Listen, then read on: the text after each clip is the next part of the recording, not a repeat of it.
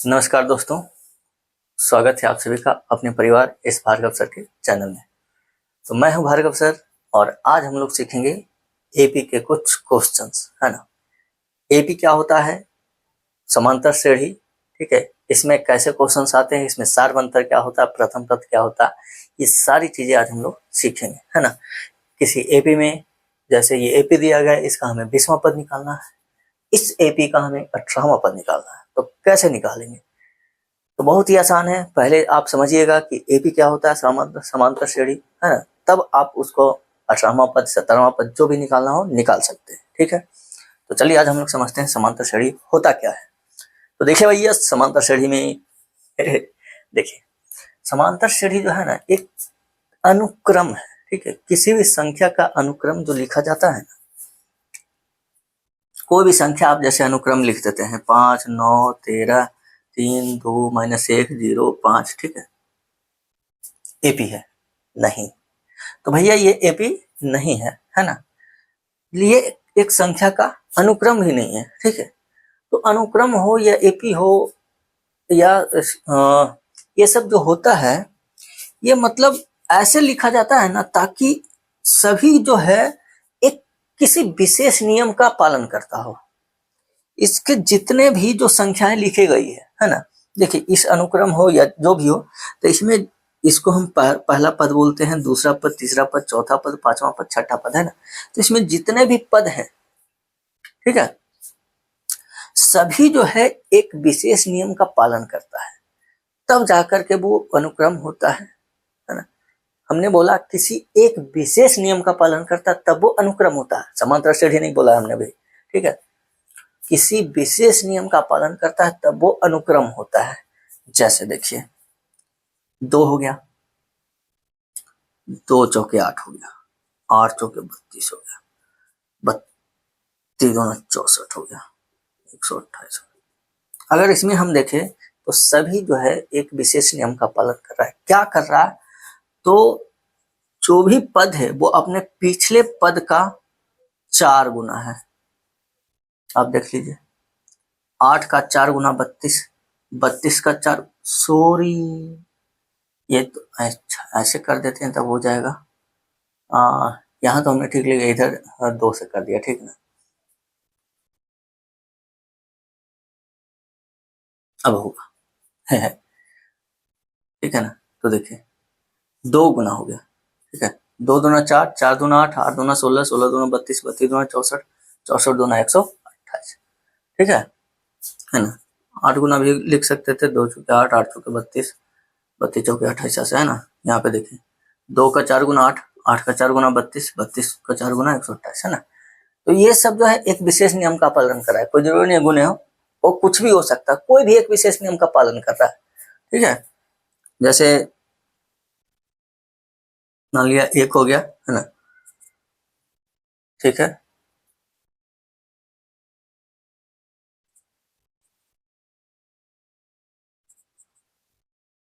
अब देखिए ये भी एक अनुक्रम है,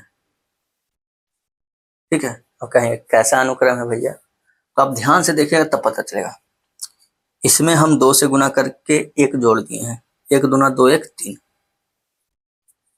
ठीक है। तो सभी पद जो है पिछले का 2 गुना से 1 अधिक है।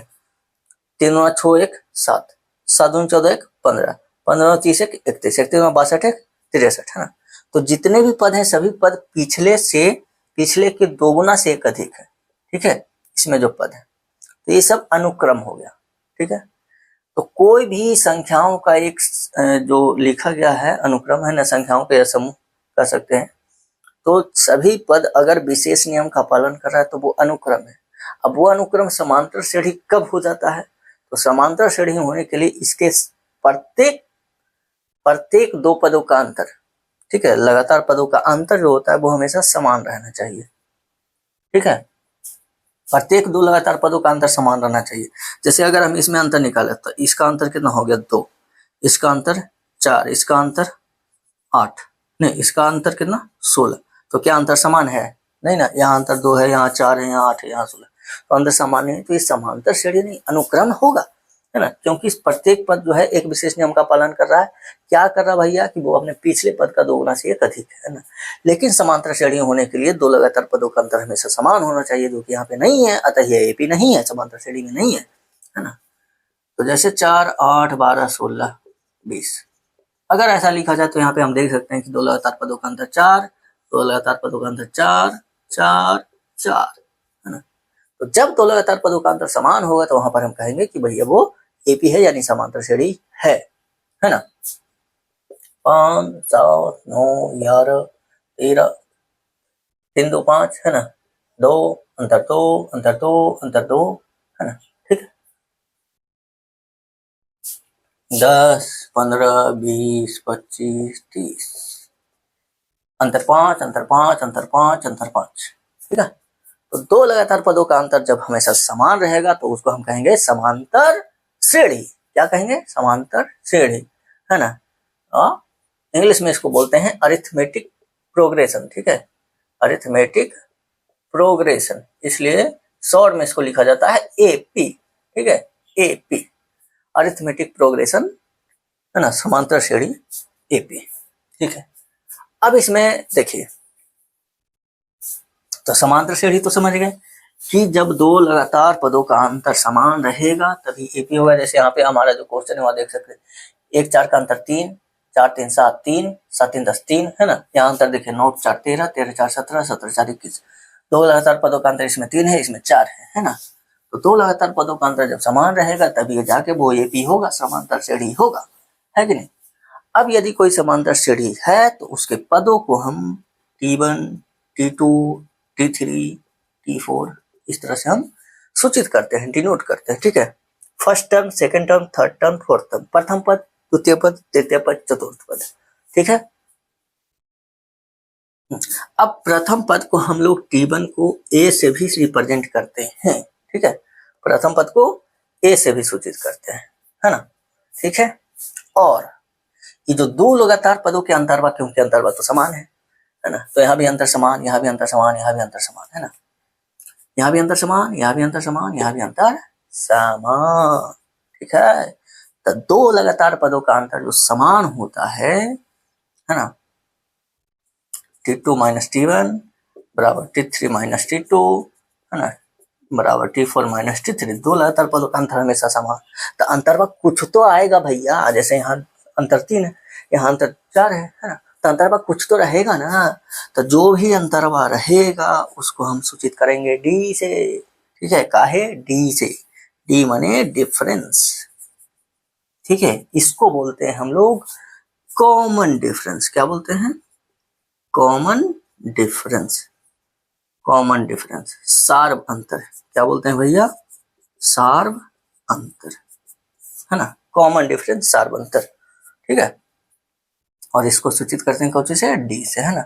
तो सार्व अंतर को सूचित करेंगे डी से। यहाँ से हम, यहाँ पर हमसे पूछेगा, है ना, आपसे पूछेगा, ऑब्जेक्टिव में पूछेगा भैया कि एक सार्व अंतर कितना होगा, एक सार्व अंतर कितना होगा, ठीक है, सार्व अंतर, कॉमन डिफरेंस। तो 2 लगातार पदों का अंतर कितना है? 4, है ना। 2 लगातार पदों का अंतर T2 minus T1, T2 minus T1 कितना? 4 माइनस 1 घटेगा 3, है ना, 7 माइनस 4 घटेगा 3। इसमें पूछेगा 2 लगातार पदों का अंतर T2 minus T1, 13 minus 9 4, 17 minus 13 4, है ना, ठीक है। तो T1 हो गया प्रथम पद, प्रथम पद को A से भी सूचित करते हैं। और 2 लगातार पदों का अंतर जो होता है वो क्या होता है? सार्व अंतर D, है ना। D निकलेगा कैसे? तो T2 माइनस T1, है ना, T3 minus T2, T4 minus T3, ठीक है। इस तरह से हम सार्व अंतर निकालते हैं। लेकिन भैया हमको यहाँ निकालना है एपी का 18वां पद, 20वां पद। तो जब ए और डी अगर हम जान गए, है ना, तो एपी का कौनो पद निकालने के लिए कह दे, है ना, तो एपी का जो एनवा पद होगा, है ना, nth term of AP, AP का एनवा पद, है ना, एपी के एनवा पद, एनवा पद। तो एनवा पद निकालेंगे कब? जब प्रथम पद ए और सार्वंतर डी हो, तो उस स्थिति में एनवा पद को हम Tn से सूचित करते हैं ना। T1, T2, T3, T4 हुआ ना, पहला पद, दूसरा पद, तीसरा पद, चतुर्थ पद, तो उसी Tn एनवा पद, ये हमारा आएगा जनरल फॉर्मूला, है ना।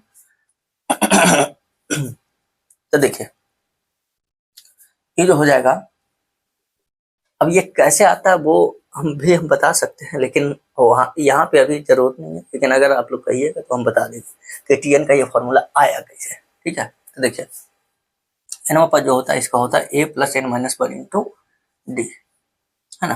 तो अब आपको जो भी निकालना हो, 10वां पद निकालना है, एन का वैल्यू 10, ए और डी मान रखे, निकालिए, है ना। यहाँ पे देखिए ना हमको, चलिए अब आप समझ गए, है ना। एपी क्या होता है, दो लगातार पदों का अंतर समान, तो एपी, है ना। प्रथम पद को ए से सूचित करेंगे, दोनों लगातार पदों का अंतर जो होगा वो सार्वंतर डी होता है ना। और एपी के एनवा पद को हम टीएन से सूचित करते हैं, जो कि A plus N minus one into D से निकलता है ना। ठीक है, और भी होता है जो हमारा एसएन होता है, एन पदों का योग, वो हम लोग अगले क्लास में पढ़ेंगे, है ना। यहाँ पे अभी जरूरत नहीं है, क्योंकि हम भैया एक दिन में एक ही टॉपिक आपको सिखाएंगे, है ना। अच्छे से सिखाएंगे, है ना, थोड़ी सिखाएंगे लेकिन बढ़िया सिखाएंगे। ठीक है, ऐसा ना कि ठोस लिया जबरदस्ती दो थरिया, है ना, पता चले न उपजे न उपजे। ठीक है, ऐसा होता नहीं है कि भैया फ्री के मिल रहा है ना, तो उधर से उधर वाला मतलब दोस्तों वाला पार्टी में जाके खा लिए, और फिर इधर गाँव वाला में जाके खा लिए, है ना, और बाद फिर तो ऐसा नहीं करना है कि नहीं। हम भैया एक के थारी खाएंगे, एक के जगह खाएंगे, लेकिन बढ़िया से खाएंगे, अस्थिर से। ठीक है, तो एक के टॉपिक पढ़िएगा, लेकिन बढ़िया से पढ़िए ताकि आपको समझ में आ जाए, है कि नहीं। तो देखिए हमने यहाँ पर जान लिया कि Tn बराबर A plus N minus one into D होगा, जिससे हम पर ए जो है प्रथम पद है, एन जो हमारा जो निकालना है, और डी जो हो गया हमारा सार्वंतर हो गया। तो सबसे पहले 18वां पद या 20वां पद जो भी निकालना, उसके लिए आप प्रथम पद ए और सार्वंतर डी लिख लीजिएगा।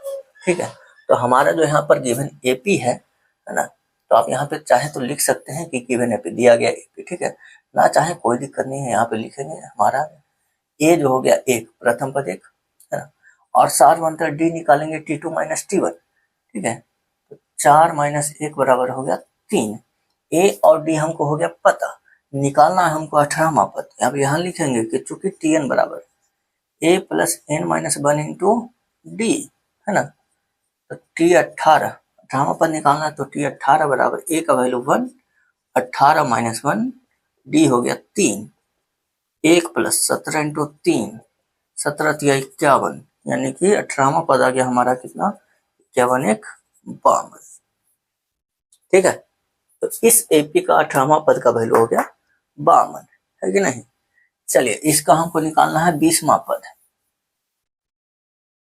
है ना।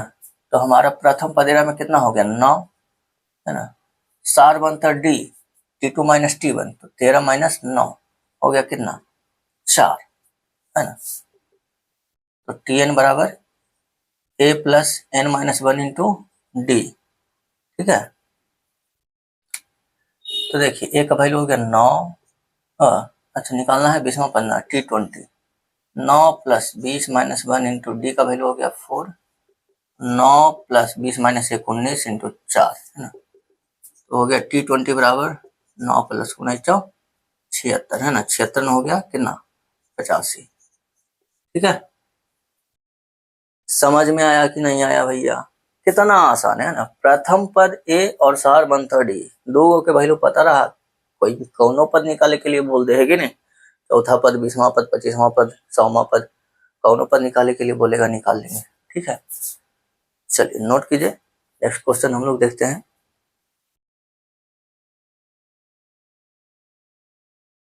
चलिए तो हमारे पास क्वेश्चन आ गए हैं समांतर श्रेणी का, 10वां पद है, यहाँ 20वां पद निकालना है। आसानी से निकालेंगे, प्रथम पद ए और सार्वंतर डी लिखेंगे, उसके बाद Tn बराबर A plus N minus one into D करके निकाल लेंगे। तो यहाँ से देखिए प्रथम पद हमारा है हो गया कितना -40, सार्वंतर डी बराबर T2 माइनस T1। ऐसा नहीं है कि T2 माइनस T1 ही निकल गया, अब T3 minus T2, T4 minus T3, कोई भी दो लगातार पदों का अंतर ही तो होता है सार्वंतर, तो वो कहीं से भी निकाल सकते हैं, लेकिन जनरली हम लोग लिख लेते हैं T2 माइनस T1। ठीक है, तो T2 माइनस T1 तो -15 माइनस 40, है ना, दूसरा पद -40, प्रथम पद दूसरा पद हो गया हमारा T2 -15, और प्रथम पद हो गया हमारा -40, है ना। तो -15 में से -40 को घटा दिए हैं, तो हो जाएगा कि ना -15, यहाँ पर हो गया +40, दैट मीन्स हो गया कि ना आ गया 25। ठीक है, तो प्रथम पद हो गया -40 और सार्वंतर डी आ गया हमारा 25। अब हमें निकालना है 10वां पद। तो चूंकि Tn बराबर a plus n minus 1 into D, निकालना है 10वां पद T10 इक्वल टू a का वैल्यू -40 प्लस n का वैल्यू हो गया 10 माइनस d का वैल्यू हो गया 25. Then we have -40 plus 10 minus 1 9 into 25. Then -40 plus 25 number 225 है ना. अब अगर आप इसको सोल्व करते हैं तो आ जाएगा आपका कितना, -40 प्लस 225 बचेगा आपका, 25 इधर गया, बचेगा उधर 15, तो 15 घटेगा तो 185. ये आपका वैल्यू आ गया T10 का वैल्यू है ना. तो T10 का वैल्यू 185, 10वां पद हो गया 185. अब यहाँ पे उसी तरह से हम निकालेंगे इसका 20वां पद है ना. तो देखें यहाँ भी हम लोग first term and common difference लिखेंगे. तो now we have the first term is equal to a equal to 4, a equal to 4 and common difference d equal to t2 minus t1 9 minus 4 equal to 5. We have the first term of a is a equal to 4 and common difference d equal to 5 है ना. प्रथम पद a 4 हो गया और 4 बनकर d 5 हो गया. हमें निकालना है 20वां पद, तो हम जानते हैं चूंकि Tn बराबर a plus n minus 1 into D. n का वैल्यू रखेंगे 20 बराबर a का वैल्यू हो गया 4, n माइनस 1 तो 20 माइनस 1, d का वैल्यू हो गया 5. यहाँ हो गया 4 प्लस 20 माइनस 1 घटेगा 19 इंटू 5, 19 × 5 = 95. तो T20 यानी आ गया कितना 95 और 4 हो गया 99 है ना. तो इस तरह से कि हम किसी भी एपी के nवें पद को निकाल सकते हैं. वो 10वां पद निकालना हो, 20वां पद निकालना हो, 25वां पद निकालना, कोई सा भी निकालना हो. ठीक है. तो आज हम लोग सीखें ये. अगले क्लास में हम लोग सीखेंगे कि यदि किसी एपी का nवां पद दे ले रहेगा तो उसमें पूछेगा ये कौन पद है. एपी दे दिया है ना, कहेगा इसका कौन सा पद 540 होगा. जैसे हमने यहाँ 20वां पद 99 निकाला ना, तो कौन सा पद 99 होगा, यानी हमको वहां पे n का वैल्यू निकालना होगा. ठीक है कि 20वां पद है, 25वां पद है, इस एपी का कौन सा पद 540 है. 20वां पद है, 25वां पद है, 35वां पद है, 41वां पद है, 42वां पद है, 64वां पद है, 63वां पद है, कौन सा पद है ना. तो हमको यहाँ पे n का वैल्यू निकालना होगा. ठीक है. Tn दे दिया है ना, nवां पद इतना है. ठीक है. कौन सा पद इतना है, कौन सा पद इतना है ना, n का मान हम लोग निकालेंगे. ठीक है. तो ये वाला हम लोग सीखेंगे अगले क्लास में. तो आज के लिए इतना ही रहने देते हैं. आई होप कि आप लोग को समझ में आ गया होगा. अगर आप लोग को कोई दिक्कत है तो कमेंट जरूर कीजिए है ना, और क्वेश्चन चाहिए कमेंट कीजिए. ठीक है. और अगर आप लोग को समझ में आ गया है तो प्लीज वीडियो को लाइक कीजिए, अपने दोस्तों के साथ शेयर कर दीजिए. यदि आप चैनल पर नए हो तो चैनल को सब्सक्राइब करके बेल आइकन दबा लीजिए है ना. दबाइएगा जरूर, दबाइएगा ना जी, ना दबाइएगा भैया, दबाइए जरूर, ना दबाइएगा तो देखिए यार होता कुछ ना है, डिमोटिवेट होता है. ठीक है. चलिए तो अपने परिवार को बढ़ाते रहेंगे है ना. मिलते हैं हम लोग नेक्स्ट क्लास में.